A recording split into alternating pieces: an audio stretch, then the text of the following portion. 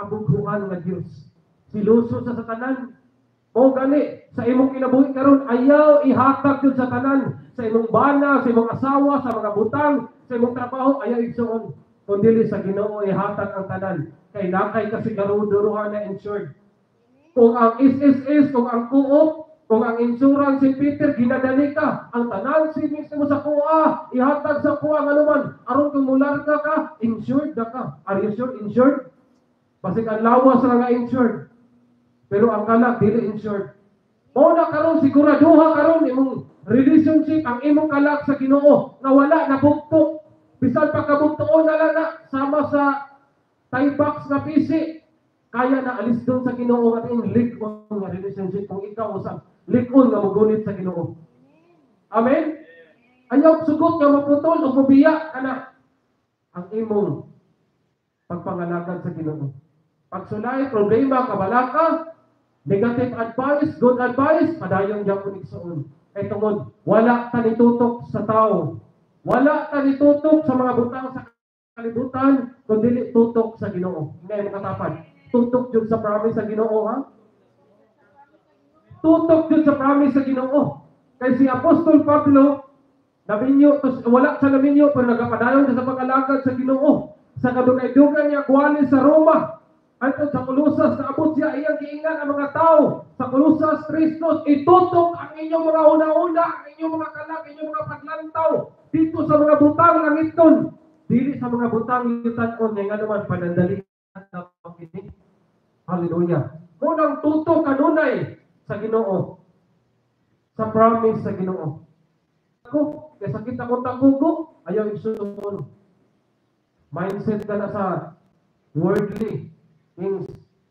Kung dili, itutok ka sa pagservisyo sa Ginoo. Itutok ka sa Ginoo, dihangad ka sa pangalan ni Jesus Christ. Ganito man, gusto niyo ma-feel ang presence ni Lord. Daghan mga invitation, mga fellowship. Ito ko sa Ginoo, magpatumpa, magkaligid-ligid, mura nag-scroll, mura nag-banig. Pero nabay kabaguhan, dili igsuon. Ang tinuod na pagtumba, ang tinuod na ligid-ligid, tinuod na pagpakno sa imong Islam, sa imong Amerikana, sa imong long sleeve, kanang nandiyo kapaguhan sa imong kinabuhi. O sa klase brand Ivan, na magamit ka sa Ginoo. Hindi mo katapan. Ayaw inudtod imong pinakamahal na sinina ba? Kung inudtod pa na nimo sa Ginoo. Ako bitaw, di ko kalimot sa dihang i-assign ko dito sa akong girescue na ko itong mga parcel sa Inawayan. Nakaabot ko darong. Pag-deliver na ko dito, nakita ko dyan ako akong pinalangga o favorite na Honda Wave Alpha. Favorite ako, uy, pa din ini, buhi pa din ini. So, ni flashback sa ko na kay palangga. Biya dito kito na ako sa tinuod lang. Alpha, so nakita na ko na buhi, kita orang sa ikan na payong-payong. Dito sa darong nagabiyahe. Unyad, ni flashback sa kuha ang nakarahan, palangga, kaya na ko ni. Every time, ako, dyan ang ipahit ako sinina. Ano ko, palangga, kaya na motora, ano naman, sinaw kayo ni. Palangga kayo. Muna, inuntut mo kanina yung mga sinina sa mga butang, na din mo sinaw lang, how about kanyang relationship mo sa Ginoo? Inuntut ba?